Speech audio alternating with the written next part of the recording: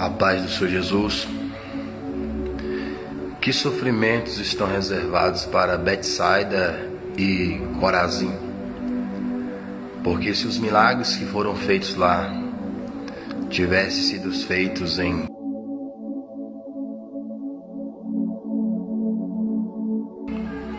há muito teriam se arrependido e se convertido. Até Sodoma e Gomorra estarão em melhores condições no dia do juízo.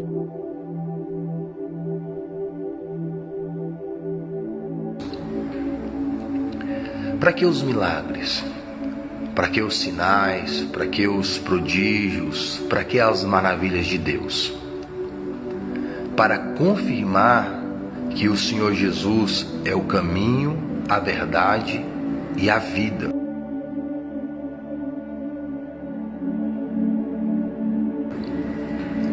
Então os sinais, os prodígios, as maravilhas do Senhor Jesus colaboram para a mensagem da salvação. Então, quanto mais milagres sejam feitos, melhor é. Porque onde houver mais milagres, por consequência, deveria haver maiores arrependimentos e conversões em Cristo Jesus. Então, quando alguém prega, ou alguém ora, e alguém é curado de alguma enfermidade, de alguma doença, deve-se aproveitar esses milagres, esses sinais, esses prodígios, para pregar, anunciar o arrependimento dos pecados, a conversão no nome do Senhor Jesus.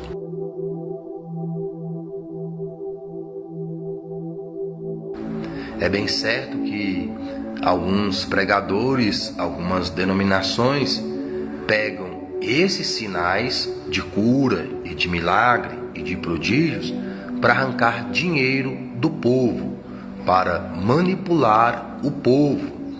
A Bíblia chama essas pessoas de falsos profetas, ou falsos mestres, falsos mensageiros.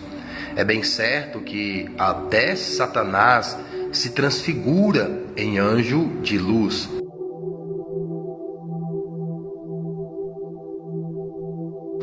E ali no livro de Apocalipse fala que os anjos da igreja é o pastor, é o líder. Então eles se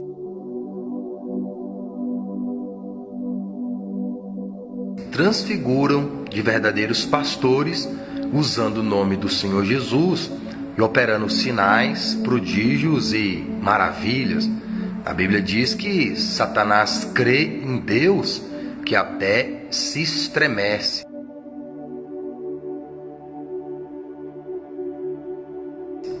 Então Satanás sabe do poder do nome do Senhor Jesus. Ele mesmo não pode usar o nome do Senhor Jesus. Ele não pode decretar a sua própria derrota.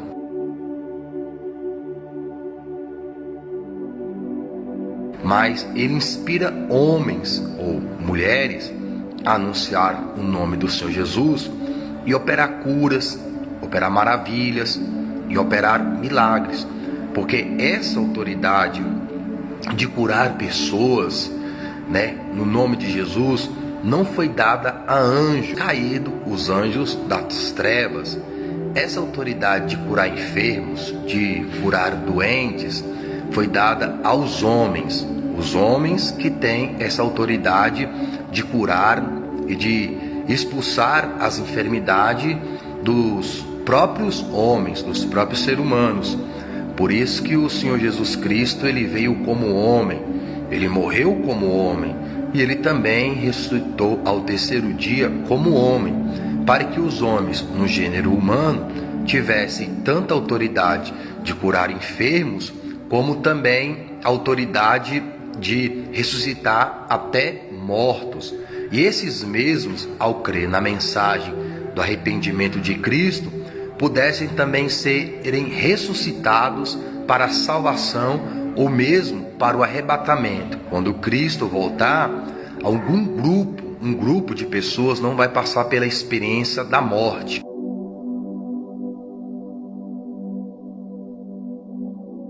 Porque eles serão transformados num piscar de olhos em novos corpos, corpos espirituais.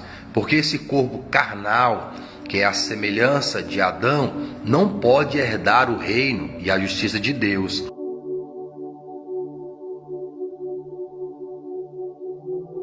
Para se herdar o reino e a justiça de Deus, tem que ser num corpo espiritual, um corpo que não pode mais sofrer de doença e nem enfermidades e nem de morte, que foi o corpo que Cristo ressuscitou ao terceiro dia, um corpo incorruptível, mas que ainda deveria ser glorificado a ele chegar nos céus diante do Pai.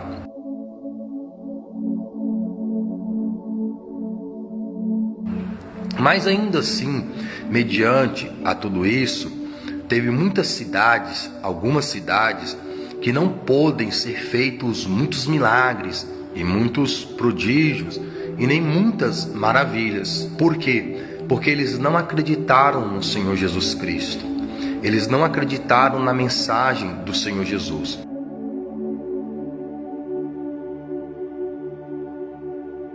Então, quando um pastor, uma denominação, desfaz dos milagres, desfaz dos prodígios, desfaz das maravilhas, está negando o próprio Cristo.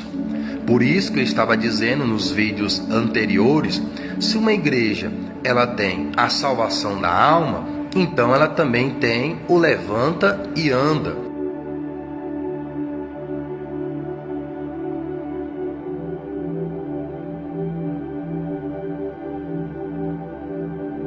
Porque o levanta e anda é confirmando que aquela mensagem de arrependimento e conversão e salvação é do Senhor Jesus. Se uma congregação, um pastor, ele tem a salvação da alma, eles têm a retidão, né? Eles são puritanos, vamos assim dizer, porque geralmente é a doutrina que eles pregam. Depois você pesquisa lá o que é puritanos. Então eles têm o levanta e anda, mas muitas vezes, e algumas vezes, ou a maioria, ou em todas elas, lá não tem curas, lá não tem milagres. Muito pelo contrário, eles desfazem dos milagres, eles desfazem das curas, eles desfazem dos prodígios.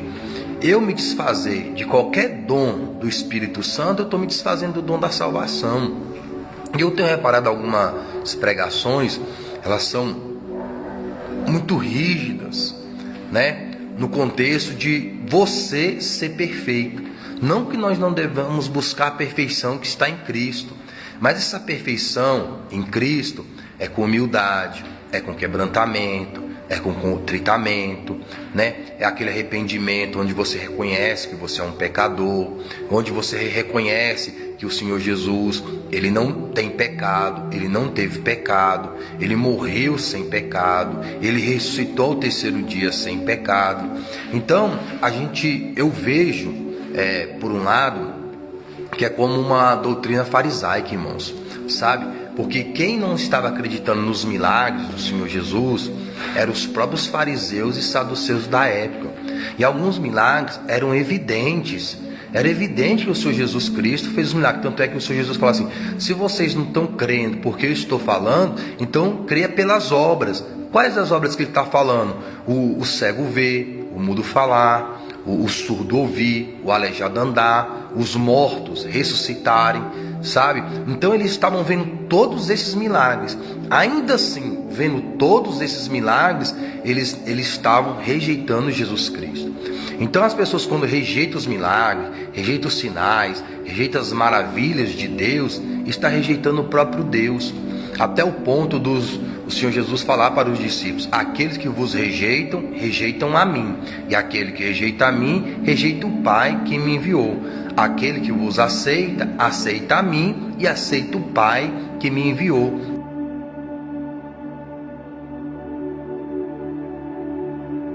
E quando o Senhor Jesus enviou os discípulos, enviou eles com o poder de curar todas as enfermidades, de curar todas as doenças.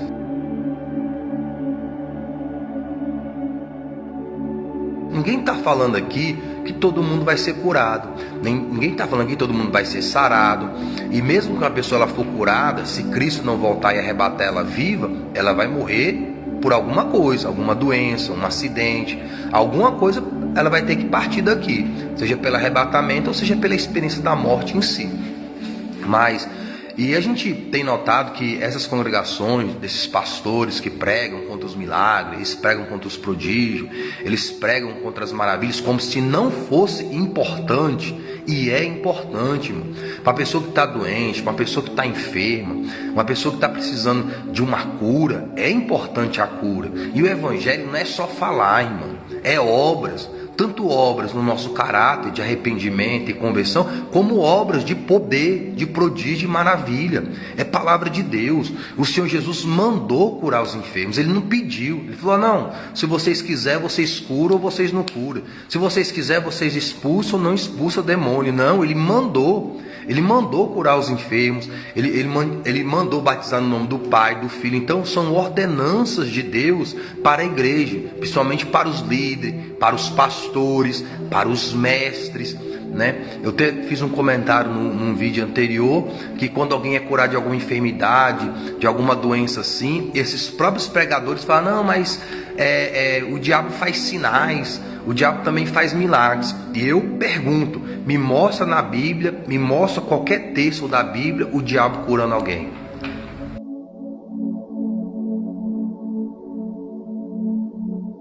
Me mostra na Bíblia o diabo dando vista a um cego. Me mostra, na Bíblia, por favor, na Bíblia. Mostra na Bíblia o diabo fazendo um surdo ouvir, um mudo falar.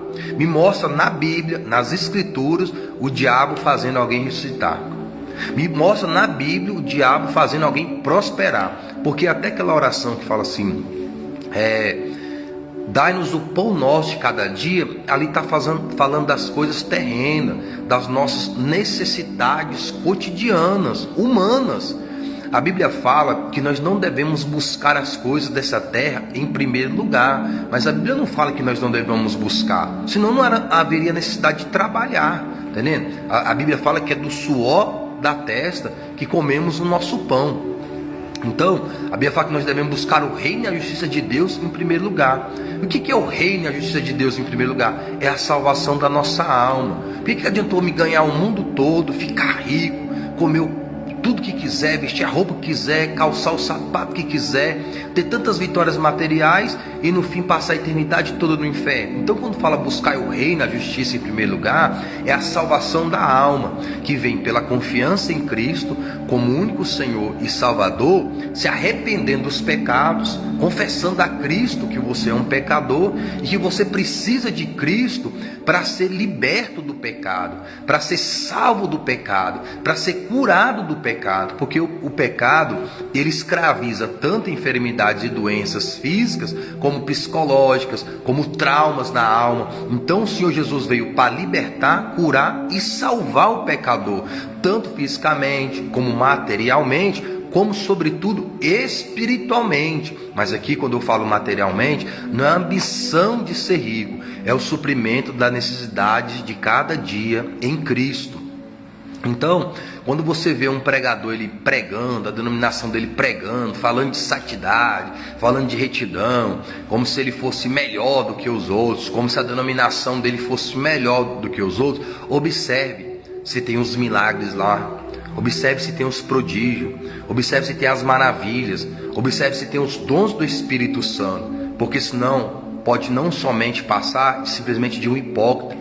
Porque os fariseus, os saduceus, eles pregavam a lei, eles discursavam, mas não tinham os milagres, não tinham os prodígios, não tinham as maravilhas, porque eles não criam no que eles estavam falando, era só da boca para fora. E eles tinham aparência, eles tinham oração, eles tinham uma aparência de santidade no modo de vestir, mas não tinham os milagres de Deus. Aquilo ali era só para escravizar o povo.